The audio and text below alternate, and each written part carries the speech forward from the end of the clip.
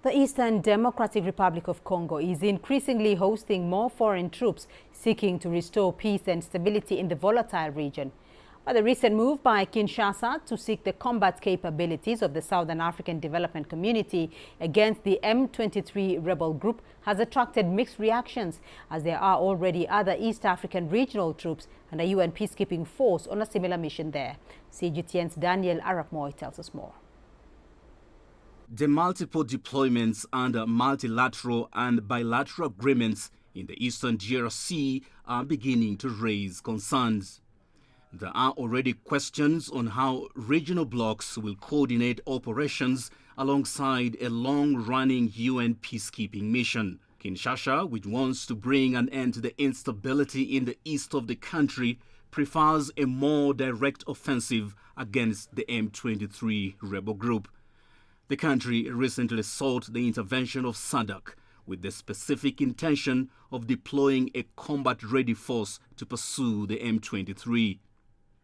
Some analysts worry that a combat mission could escalate an already dangerous situation. What is going on now, again, will not achieve much, I can assure you.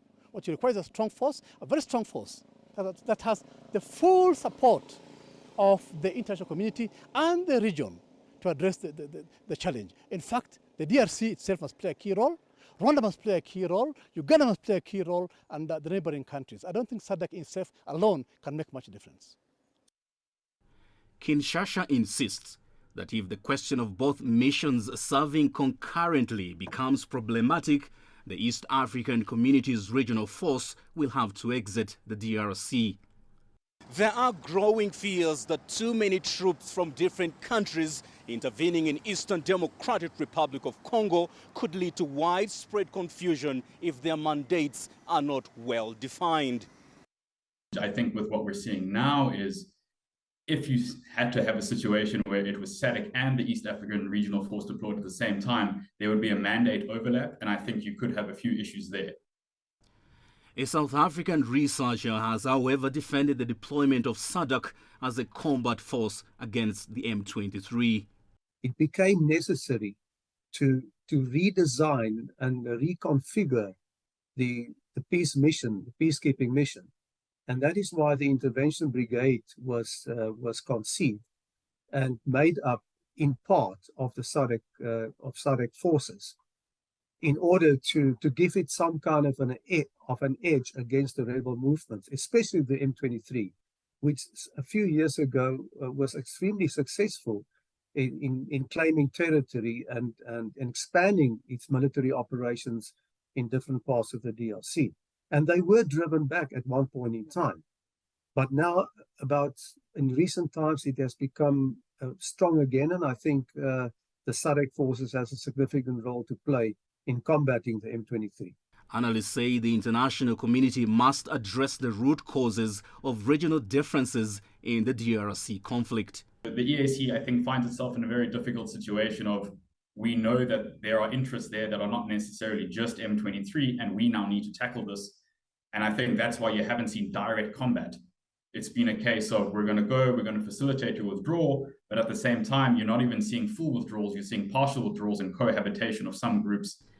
Many security analysts seem to agree that SADC is unlikely in itself to change facts on the ground without a deeper resolution of existing regional differences, including acknowledging Rwanda's concerns about the FDLR rebels opposed to Kigali and who are said to be operating in Eastern DRC.